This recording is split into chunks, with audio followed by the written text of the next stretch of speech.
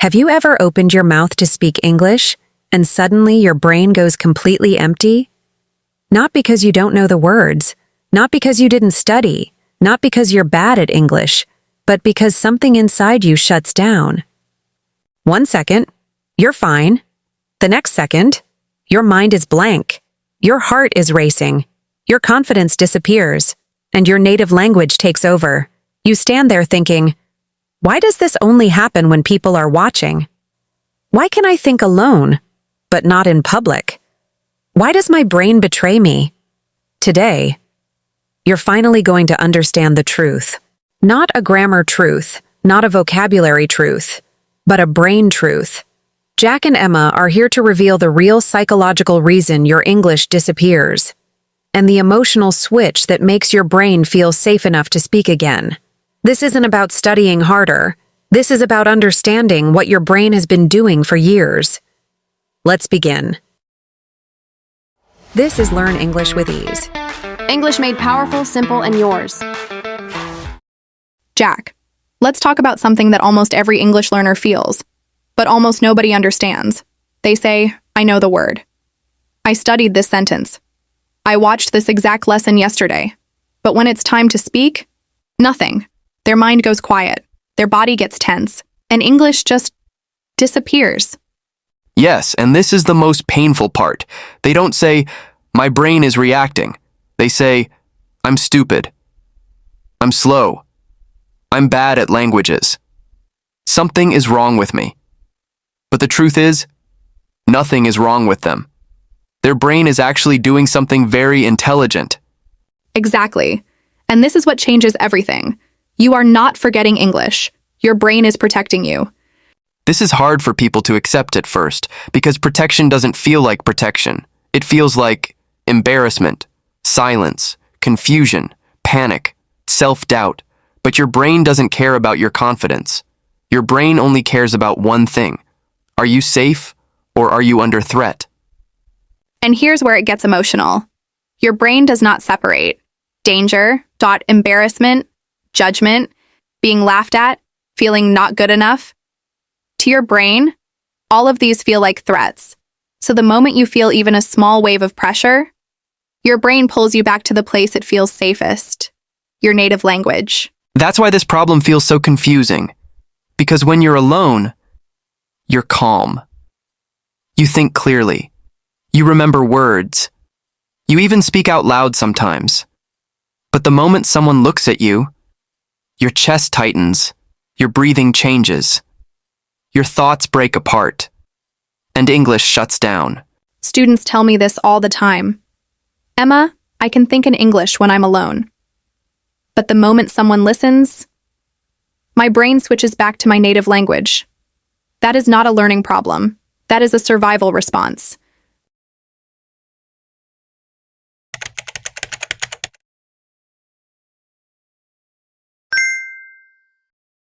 Let's explain this in the simplest way possible. Your brain has two invisible buttons, the safe mode, the threat mode.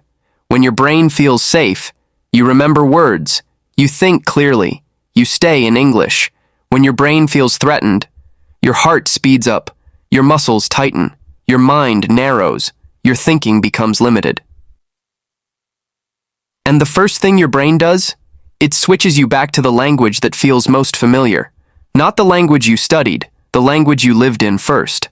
That's why you don't forget English the same way you forget your keys. You don't lose the language, you lose access to it, and access is controlled by emotion. Let me tell you something very personal. Years ago, I was learning another language seriously. At home, I spoke smoothly. I practiced every day. I felt proud of my progress. Then one day, a real person spoke to me in public. And suddenly, nothing. My voice felt blocked. My mind felt empty. My body felt heavy. I felt ashamed. But later I realized my brain wasn't failing me. My brain was trying to protect me from embarrassment. This is where many learners give up. They say, I tried. I studied. But when it matters, I fail. So they stop speaking. They stop raising their hand. They stop joining conversations. And slowly, They start to believe a lie about themselves. I'm not confident. I'm not brave. I'm not good enough for English. But the truth is much deeper. Let's destroy this lie right now. You are not weak. You are not shy by nature. You are not broken. You are carrying years of emotional memory inside your nervous system. Your brain remembers being corrected in public, being laughed at, being told you're wrong, freezing and feeling stupid. And every time you try to speak again, your brain whispers, "Last time, this hurt. Let's not feel that again." So it pulls the emergency brake, and that emergency brake is silence.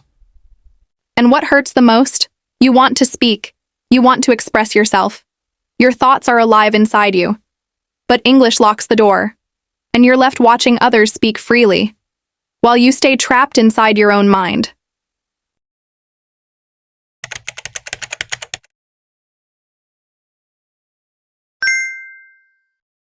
There are 3 invisible reasons why your brain hasn't accepted English as safe yet.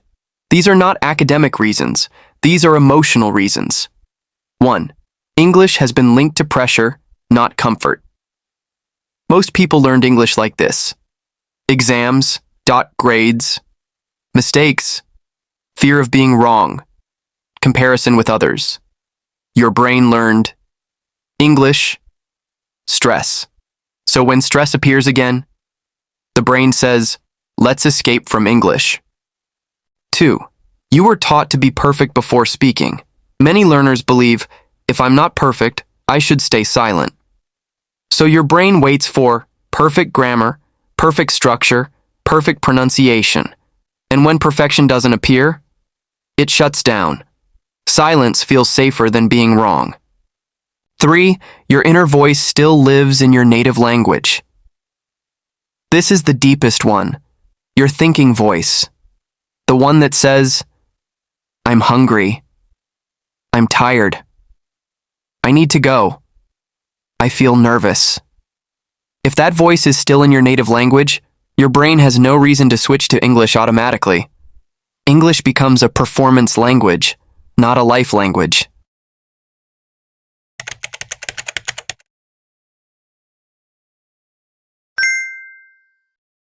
Let's make this real. You're walking down the street. You see a coffee shop.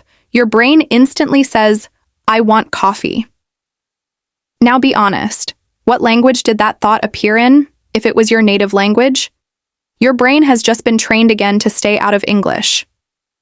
But if you gently train your mind to say, "I want coffee. I'm tired. I need to go home," in English, your brain slowly starts to feel, "Oh, English is part of my life now." And when English becomes life, it stops feeling dangerous. This is the truth nobody tells learners. Your brain doesn't switch languages with grammar. It switches with safety, plus familiarity. And right now, your brain does not need more rules. It needs more emotional safety in English. The moment your brain feels, "I can be imperfect and still be safe," everything changes. Your words come back. Your voice comes back. Your personality comes back. Now that we understand your brain is protecting you, we need to talk about the moment that hurts the most. The moment that makes people whisper to themselves, "I'm not good at English." The moment that stays in your chest for hours after it happens. The moment when you forget a word you know you studied, you used before. This is the moment that breaks people, because it doesn't just feel like a mistake. It feels like proof. Proof that all your effort was fake. Proof that you didn't really improve. Proof that you were lying to yourself. And that pain, it's deep.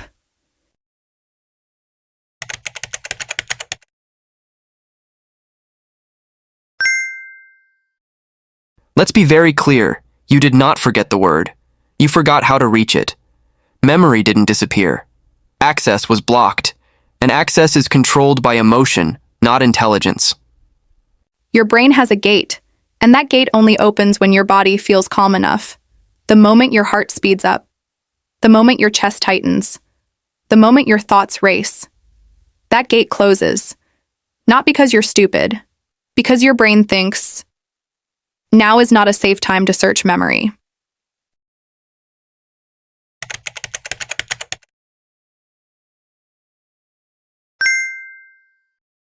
This is what really happens inside you in less than 1 second. Someone looks at you. Your brain senses pressure. Your body enters alert mode. Your breathing changes. Your thinking narrows. Vocabulary access shuts down. Then you say, I forgot the word. But the truth? The door was closed before you even noticed. And here's what makes it worse. The moment you say, I forgot, your brain says, see, we failed. And now the fear grows bigger for the next time. This is how the fear memory loop is created.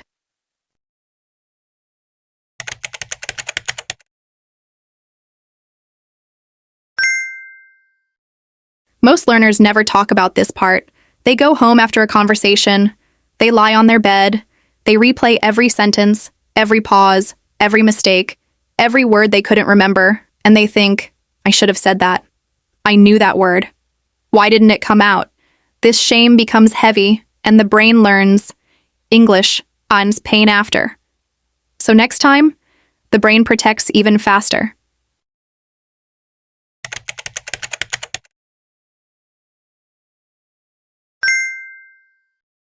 Here's the scientific truth in simple language. Your brain has two systems.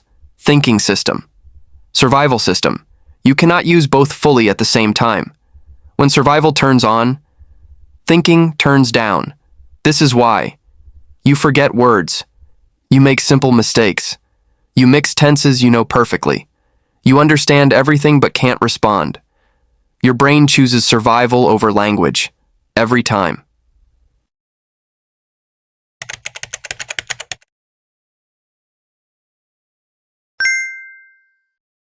And then comes the comparison. You see someone else speak confidently. Your mind says, they're so fluent. They're so natural. They don't struggle like me. But you don't see their past. You don't see the times they froze, the times they embarrassed themselves, the times they wanted to quit. You only see the result. So you turn your pain inward, and the pressure becomes heavier.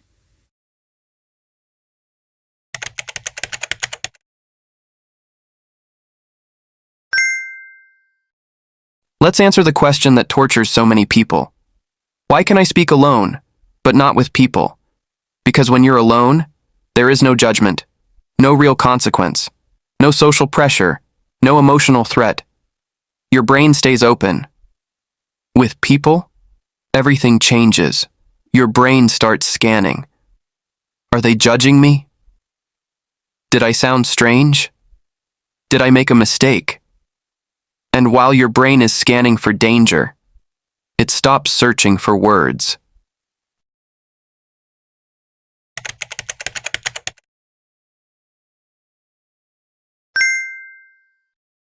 After enough of these moments, people stop saying, I made a mistake in English. They start saying, I am bad at English. This is where the real damage begins, because now, English is no longer a skill you're learning. It becomes a label you're carrying. And once something becomes a label, every failure feels permanent. Every pause feels like proof. Every mistake feels like destiny. But none of that is true.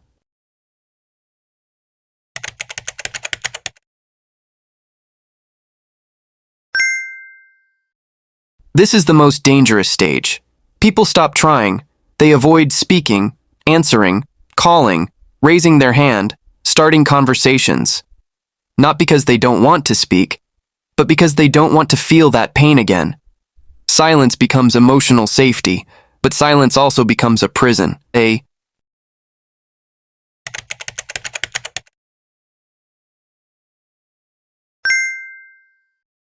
Here's the first real shift you must make. You stop asking, why can't I remember? And you start asking, why doesn't my brain feel safe right now? This changes everything, because now, you don't fight your brain, you support it.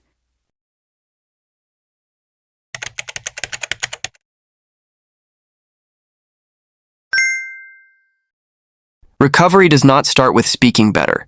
It starts with being kinder to yourself in the freeze, the moment you freeze. Instead of thinking, I failed, you say, I'm under pressure. It's okay. This one sentence alone already relaxes the nervous system, already opens the memory gate a little.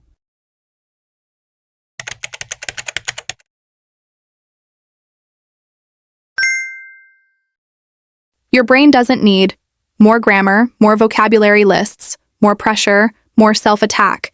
Your brain needs permission to be imperfect, permission to pause, permission to search slowly, permission to exist in English without fear. Now you understand something huge.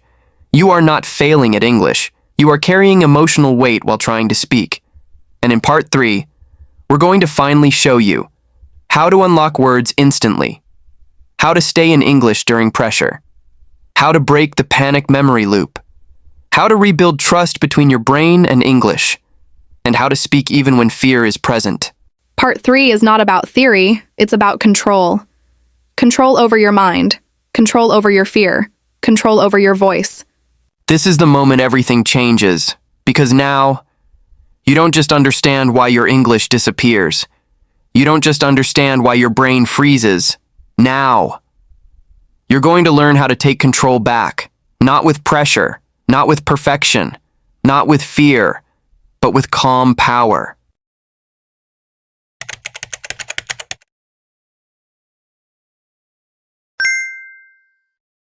This is the first rule of unlocking English under pressure. Never fight the freeze, the moment you fight it, the moment you panic, the moment you think, oh no, I forgot again, you make it worse. So instead, when the word disappears, you do this. You slow your breath, you soften your face, you stay inside English, and you say one of these bridge sentences. Hold on, I'm trying to find the word. I mean the thing that... It's like when these sentences do something powerful. They keep your brain in English while your memory searches. This is critical. The moment you switch to your native language internally, the search stops. But when you stay in English emotionally, your brain keeps the door open, and most of the time, the word comes back.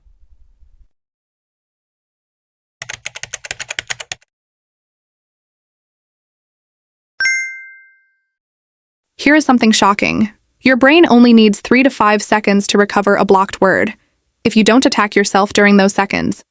But most people panic at second 1. They collapse the search. So here is your new rule. Give your brain 5 seconds of kindness, no judgment, no apology, no, I'm so bad at English. Just calm, just breath, just English.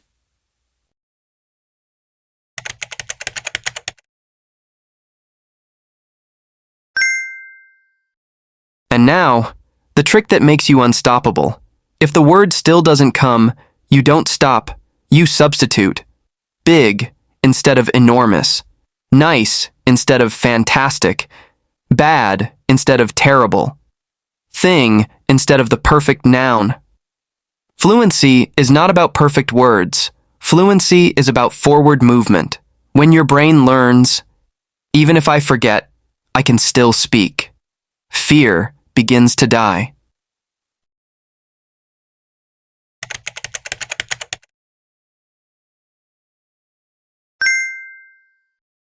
Here is the biggest secret of all.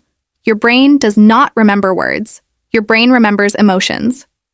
Plus moments, this is why you forget words from lists, but never forget words from embarrassing moments, or emotional conversations, or joyful experiences. So from today on, you don't study words only, you live them.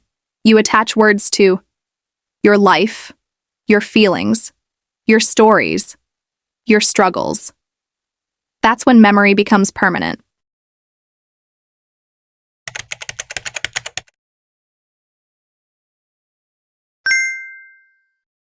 Now we must kill the most dangerous habit of all. The voice that says, I'm bad at English. I always fail. I never speak well. This voice destroys more fluency than any grammar mistake because your brain listens to the story you repeat. So from today on, when you freeze, you don't say, I failed. You say, I'm learning under pressure. This rewires your identity. This is who you are now. You are not someone who forgets words. You are someone who stays calm, someone who breathes through fear, someone who continues even when unsure, someone who speaks even without perfection, someone who doesn't abandon themselves under pressure. This identity changes everything.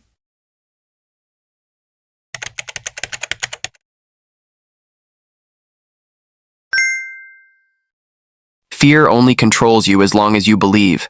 If I make a mistake, I lose. But the moment you believe, I can speak imperfectly and still be okay. Fear collapses. Your brain no longer needs to protect you, so it opens the door again, to words, to flow, to confidence.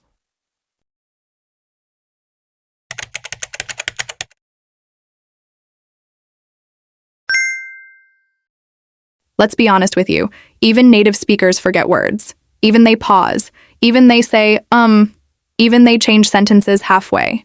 Fluency was never perfection. Fluency was always recovery. How fast you recover. How gently you recover.